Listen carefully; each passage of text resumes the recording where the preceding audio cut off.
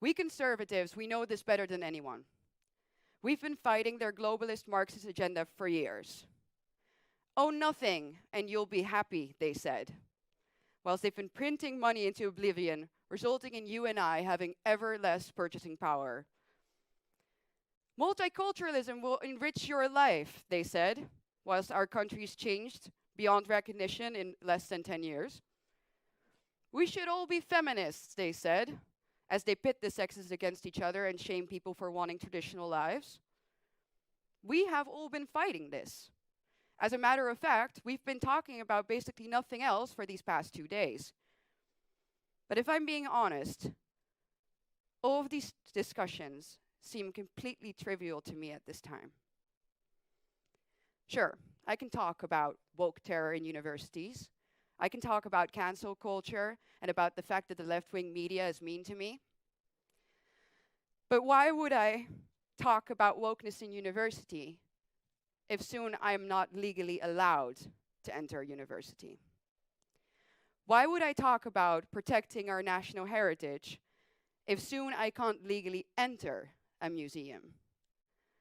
Why would I talk about purchasing power when soon I can't legally enter a restaurant, a store, or even my workplace in order to make that money that I need to do those things to begin with? Because that, ladies and gentlemen, is my reality.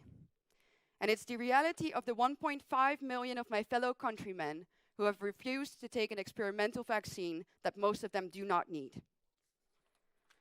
We have officially been made into second-class citizens. We aren't just experiencing the kind of social exclusion that we conservatives have been fighting for years.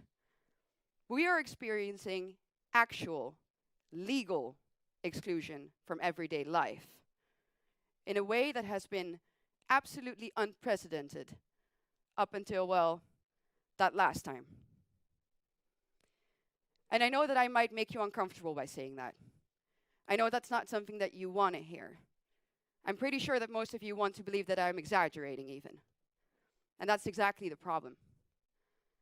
As Baudelaire once said, the greatest trick that the devil has ever pulled was convincing the world that he didn't exist. And that's exactly right. The biggest danger that threatens the West right now is the fact that we wouldn't recognize totalitarianism if it hit us in the face.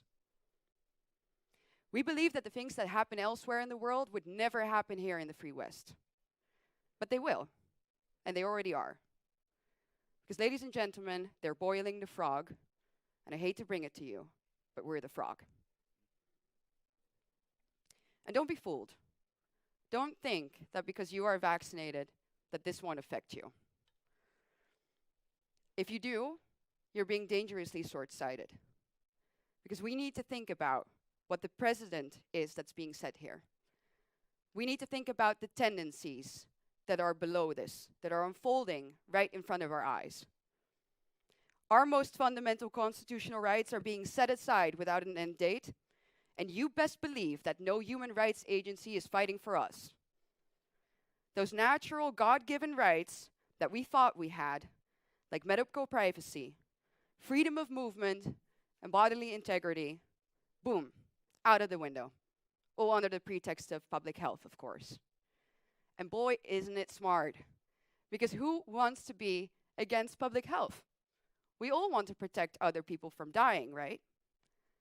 The goal sounds good. It sounds noble. But if you allow any pretext that sounds noble to set aside your constitutional rights, then you have no constitutional rights. But the people who rule us do not want you to see this. They want to pit people against each other. They want to incite fear. They want to divide and conquer. I guess what I'm saying is, don't think that they won't do this to you. If we accept the fact that a QR code grants us access to society, what makes you think that they won't link that to anything else except for your vaccination status?